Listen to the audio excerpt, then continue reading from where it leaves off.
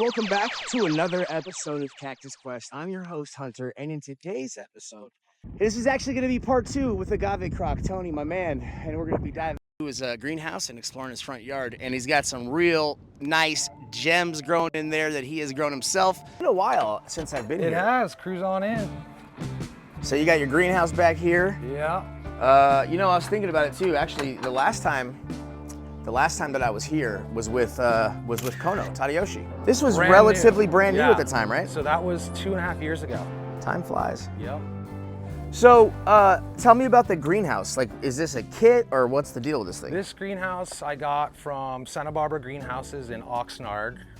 It was a kit and I had some help building it. We put in a concrete slab to kind of help with the leveling and all that good stuff. Oh, I see. Nice. It's got some great little vents in it so I can control the temp. It's a great little structure for sure. Our seasons are extended tremendously. And we also put in some solar, so now we're able to run heat mats pretty much all year long on thermostats to help with. So technical question, with the poly, do you know what your UV percentages with these, what they provide? It's about 18%. Okay. With just the glass. And then on the inside, I put 30% shade cloth. I tried to make it look all pretty, but that wasn't enough for summertime. So now we have another 30% draped on top. And since it's been such a warm year and we've had minimal rain and it was pretty much fall up until January, this has been on here for the whole year and I don't think I'm gonna take it off. And I wish I would have done 50 on the inside to begin with. Nice door. All right, well, I'll let you lead the way, dude. Yeah, come on in. So I'll turn this off. So we like to do a lot of the propagation in here. Rooting of agave cuttings and all sorts of other cuttings, lots of seed-grown stuff. These are little Dorstinia gigas seedlings. I have been thinking about this, even though I don't really sell a ton of plants on Palmstreet, there's so many people that do. How do you approach getting, plant mail established? Getting them rooted, and it's persistence. A lot of importing over the years, and a lot of those plants are really, really difficult to get going. And like, for instance, the Eublemania ericoides, I got, I think, 10 of them, and I lost 5. If I'm importing plants, I'm not gonna be selling them until they're acclimated, at least for a year or a full season. I know they're totally rooted. It's the right thing to do. And it's, so basically I'm doing 100% pumice, and I'm watching the temperatures, and I'm keeping them pretty much wet 24/7. If we start dipping in temperatures, like if the greenhouse is gonna get in the upper 30s, which it has this year, then everything gets dried out. Okay. And I anticipate that days in advance, or I try to. And therefore you're gonna lose some stuff because it gets colder than you think, or whatever, it gets hotter. But so far so good. And you have them, you're rooting them in pure pumice? Pure pumice, okay. Yeah. And hopefully, within a month or so, I'll be transferring the majority of these into more of a regular media, which will indeed consist of mostly pumice anyway.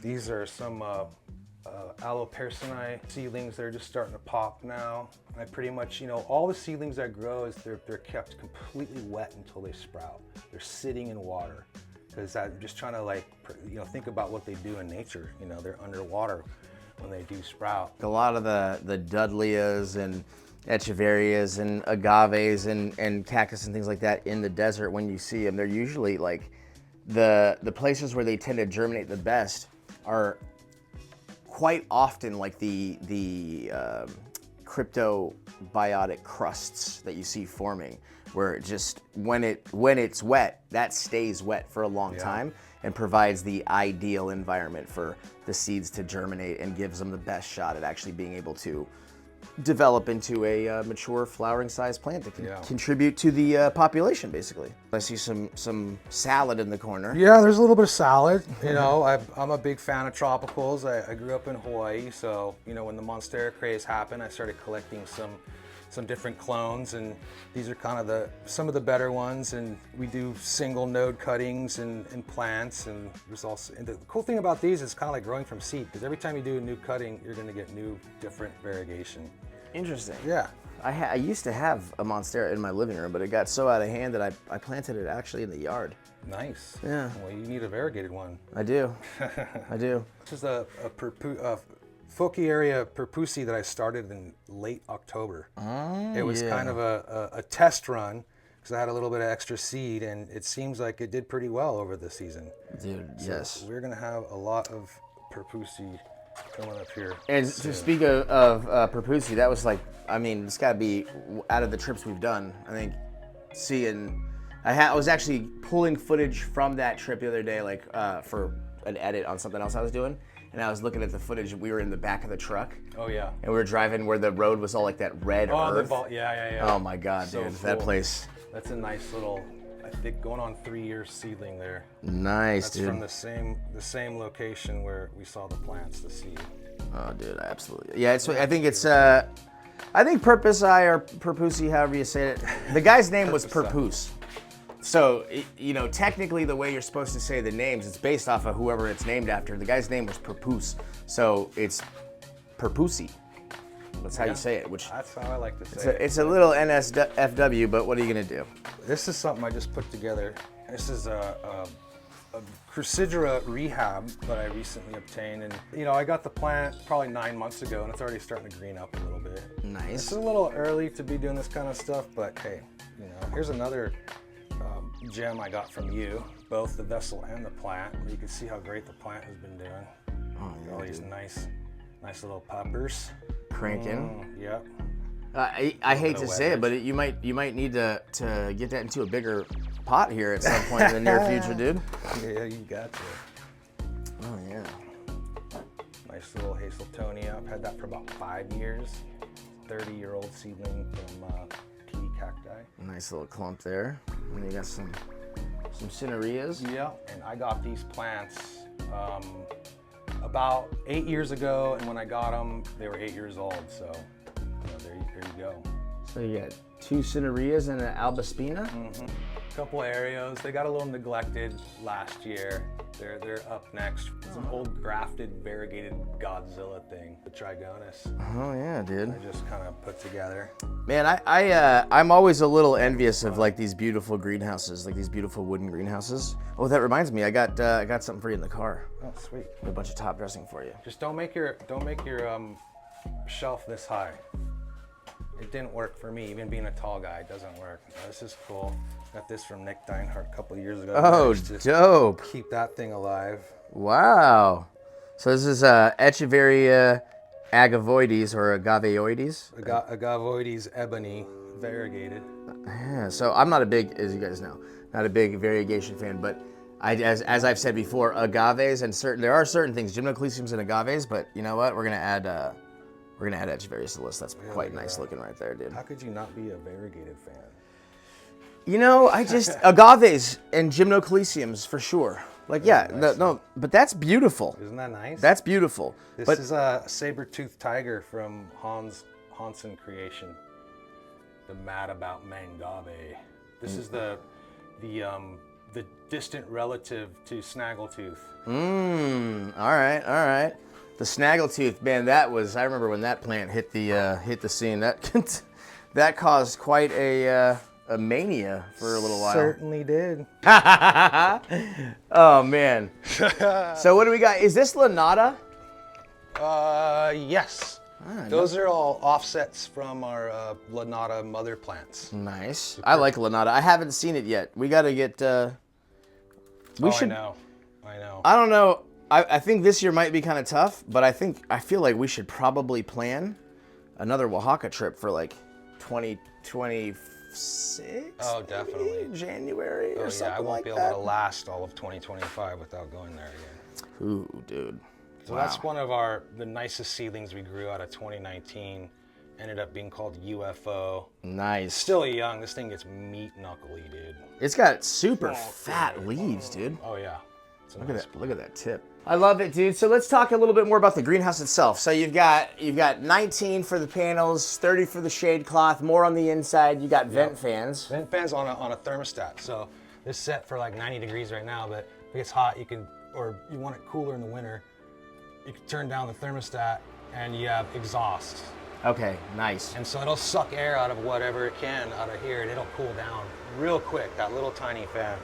The vents are temperature controlled, so when it warms up, the oil in here warms up and the spring starts to open. So at night when it cools down, they close. Close automatically. Yeah. Interesting. That's cool. It's a little pain in the butt to calibrate that, but it's great when you're out of town for 10 days. There's always a vent going to be open.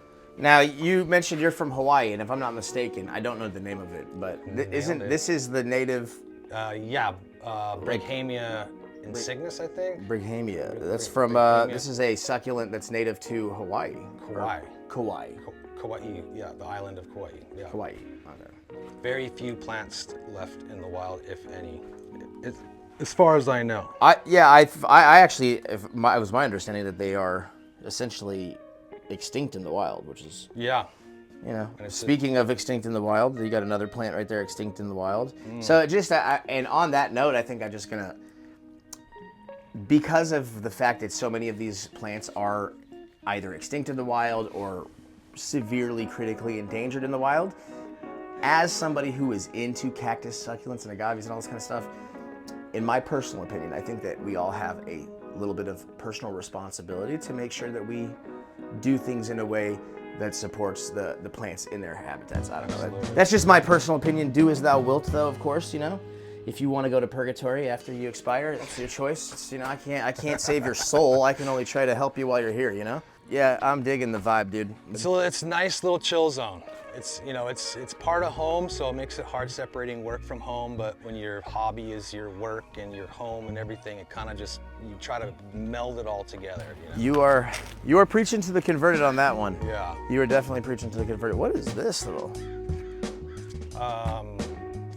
That is, oh my gosh, cabbage tree. Housonia. That's cool, man. Spicata. You got some microphylla? You doing some bonsai training on it? Trying to. Lots of Dioscorea. Gonna have a lot available this year for sure. The only Aeonium I really like, and it's my favorite, tubilliforme. I say tabuliforme, but don't quote my Latin. We'll take it. We'll take it. So if you look at pictures of these in habitat, that's why I actually like them. So you see how it's kind of like growing flat here. They grow on like rocky outcrops, like nearly vertical, and they're like completely flat to the rocks. You put them in a big tray. They get like 10 inches wide, like dinner plates. Yeah, I think they call it the plate. Dinner plate Aeonium. Yeah, dinner plate Aeonium. This is kind of a rare palm, Chamaedorea humilis variegated. Interesting. This is a palm? Yeah. Oh wow. Bamboo palm. Oh, where do you know where it is from? Oh gosh, humilis, I have no idea. I don't know. I'm not a palm guy. I love palms and I love variegation. So I could go. We'll add palms to the list of variegated things. Do that. Hold on a second, dude. I'm being. I'm kind of infatuated with this. That's like Dr. Seuss bromeliad. Bilbergia? I think so, yeah. And it had a tag. And then this is what, an orchid of some kind? Name. Yep. That's getting ready to bloom. Look at me, dude. That was my mom's orchid. That's been around for probably 30 years. That's awesome. Yeah. I've got a few of my mom's old cactus that she grew forever and ever. White. Conophytum was something that I took a while to like kind of get into, and over the last like maybe 3 years, I've started to really kind of get infatuated with them. Yeah, they're fun. Yeah, it's just they're not like they're not the gigantic plants, so like you have to kind of like spend time looking at them. You gotta, appreciating them. If you leave them alone too much, they'll go away. But if you take care of them too much, they'll go away. So it's kind of like, Dude, this is a trip. Be careful. That's a weird looking one right there. Those we grew from seed. Nice. The cubicum, these we grew from seed. Nice. Those are about 3 years old from seed. Oh yeah, dude. You should take one of those home. It worked out. Oh yeah, that's one of my faves that I've had for probably 6 years. Look at that. Can't quite get going. Stephanie I. That's so cool. I've got a gibeum that's it's a bit bigger. It's a pilosum. Mm-hmm. And it's like fuzzy like that. Fuzz knuckles, for yeah, sure. I really like that kind of stuff. Yep. It's fun to have things that grow in the winter. It's also nice to have things that you can touch and that the kids can touch. Yeah, I'm really starting to get back into staging plants again. And I have a ton of little pots, and I'm gonna get some pots from you and just have fun with it. Sweet, man. I'm so looking forward to that again. I've taken 6 years or more off of staging stuff, so. It's a good time. I need to relearn from y'all. Oh wait, you gotta see my lettuce though. Look at that. Oh, dude. Victory. Fresh lettuce daily, come on. So you like this kind of variegation, right? Yeah, that's cool. That ain't bad. And I've actually was able to root and grow one of these plants successfully. And you get the fat stripe here, Yeah. more bar-coded there. Yeah. So you could cut all the cuttings off of this plicatillus and you'll never get another plant. You have to wait for them to bifurcate. Wow. And then you cut one off and then let that one bifurcate. Interesting. Interesting.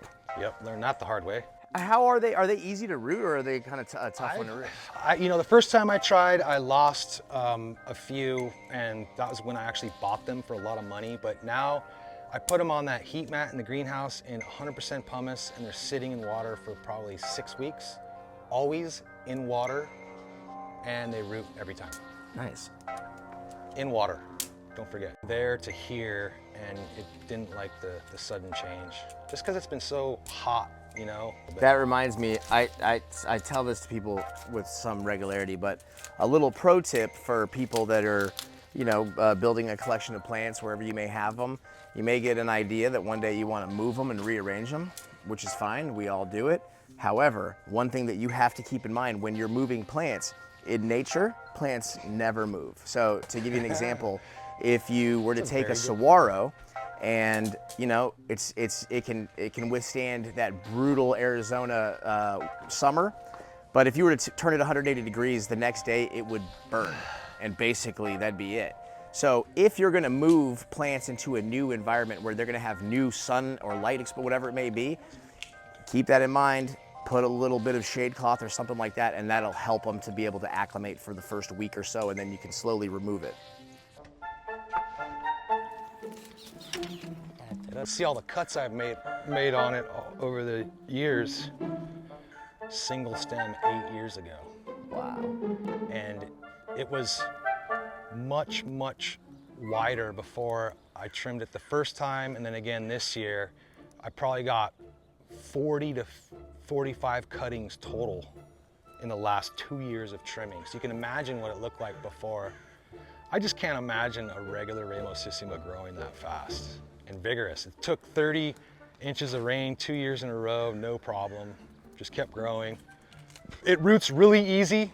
That's the other thing that tells me it's a hybrid, because out of 20 cuttings last year, I lost maybe 1 or 2. Whereas other pure Ramosissima, I haven't done it that extensively, but from what I'm told, it's super hard to root. So I think it's a great plant.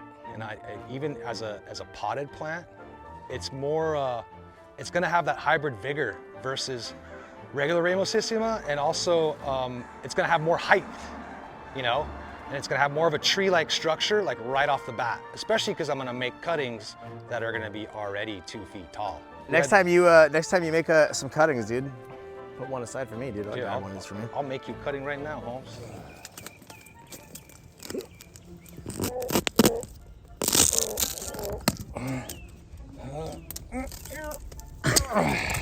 Oh, baby. Put it out there for you, buddy. Oh, man, look at that. We got bifurcation, we got flowering.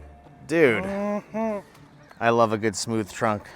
You know, it's funny, I always think like, you know, we're not very patient. Even as like cactus growers, like we still live in a society that is like instant gratification. Yeah. You know, and so we're really, most people, if you've been in the hobby for a short amount of time, you have probably seen the spiraling Cereus cactus. You typically see them available somewhere around 1 foot or 2 feet tall. But what a lot of people don't realize is you see these what are quote unquote common plants that you might find at the Armstrong Garden Center or whatever it may be.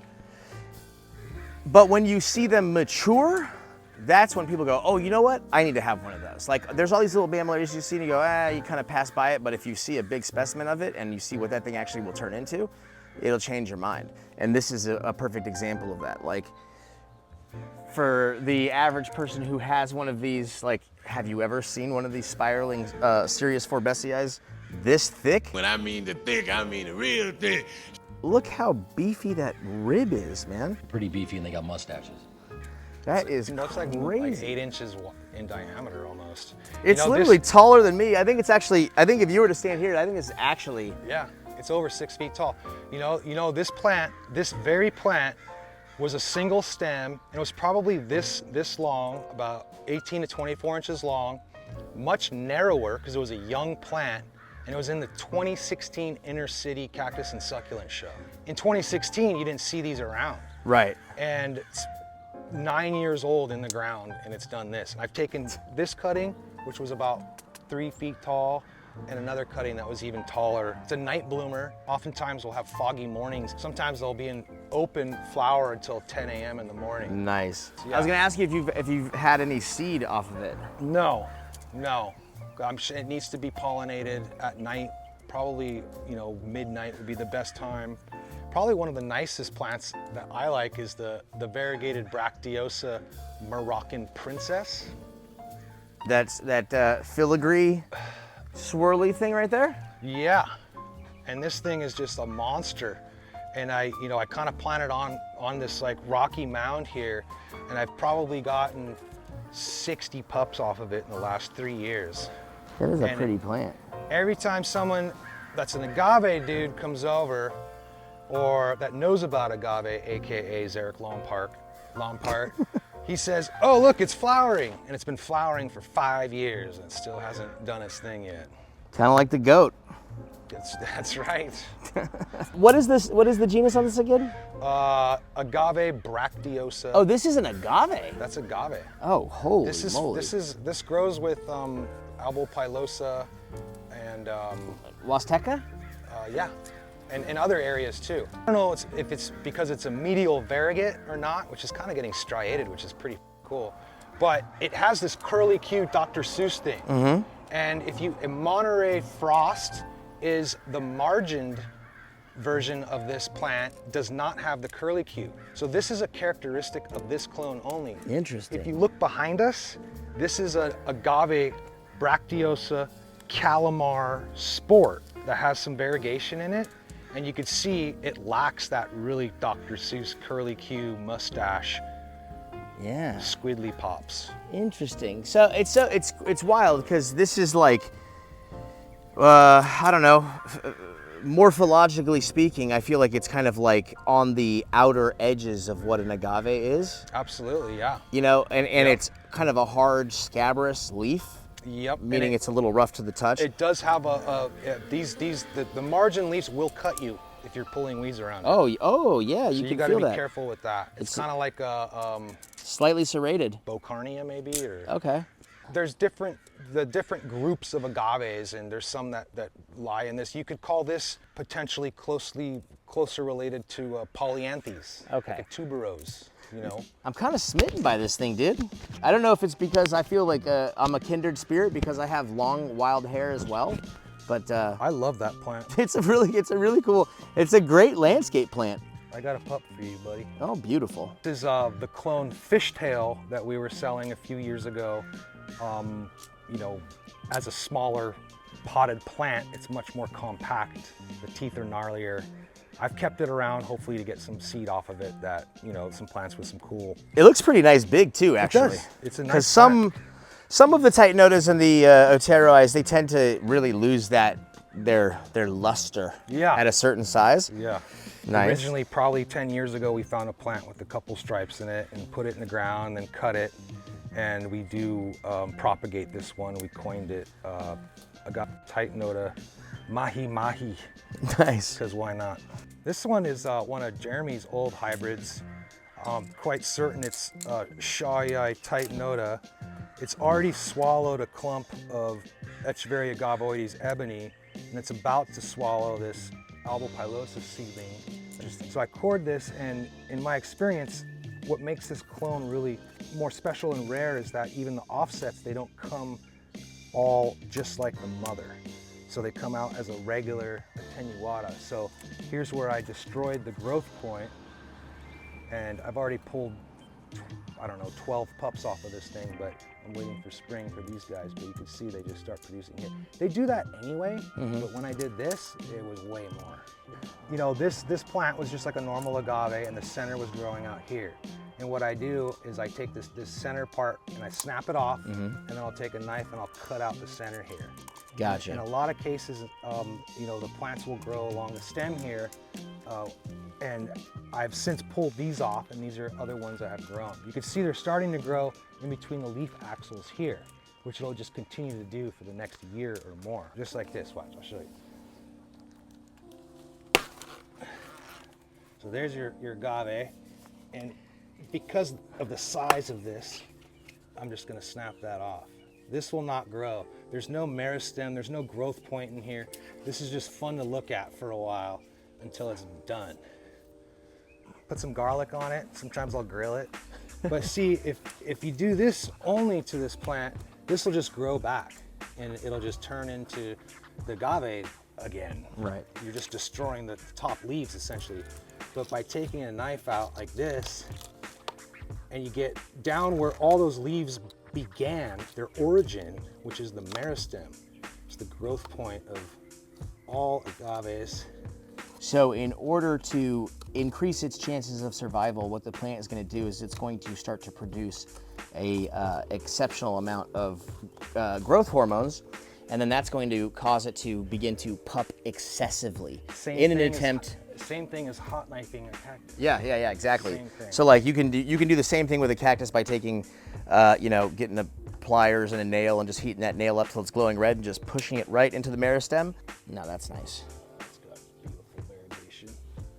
This is a really cool Cleisa cactus straussii from the late great Dick Bogart from Desert Images in Ojai. And the cool thing about it, he called it supernova, and it has extra long fuzz on it. It's just one of my favorite plants. I just cut off some cuttings and they're starting to branch now. Flowers 10 months out of the year. When it's backlit in the afternoon, it'll make your heart melt, I tell you. I bet. And it's, dude, you know, this is again, like I was talking about with the spiraling Sirius. Yeah. This is one where you usually see these small.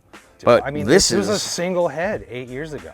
That is awesome. Look at that. I mean, dude. it was 1 4-foot plant with no branches, and it just like cranks. And this thing got 60 inches of water in the last 2 years. Growing up as a kid, fuzzy people were like my little imaginary friends. Nice. So I remember in 2nd and 3rd grade, I would draw these little tiny fuzzy people with like little fuzzy heads and kind of like Horton Hears the Who, you know? Nice. So cool. So anytime I see this, I immediately think of the fuzzy people. That's rad, They're my dude. people. That's rad. Buophony Haemanthoides. Nice. Beast mode. Cranking. Flowers every year. Here's a couple cool agaves. This one is a hybrid, purportedly Ismensis filifera. I got the green plants from a friend in Europe.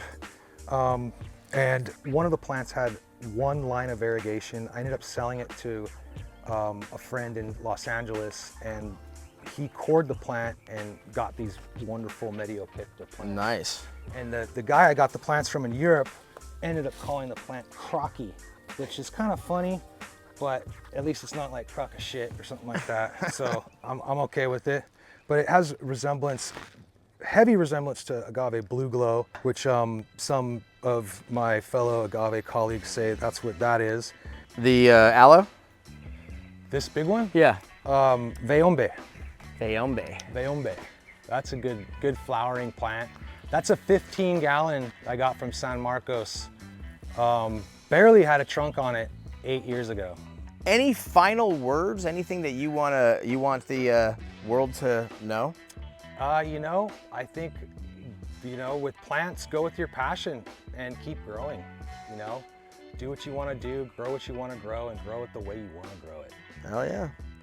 I think, you know what? With that being said, we're gonna close out the video. Thank you guys so much for watching. For everybody that got to this point in the video, you guys are the real ones. Make sure you guys go follow Tony. He's at Agave Krock with a K on Instagram. And then from there, you'll be able to see his links. He's got, you know, his eBay shop and all that kind of good stuff. And until the next time, peace. Stay away from my door.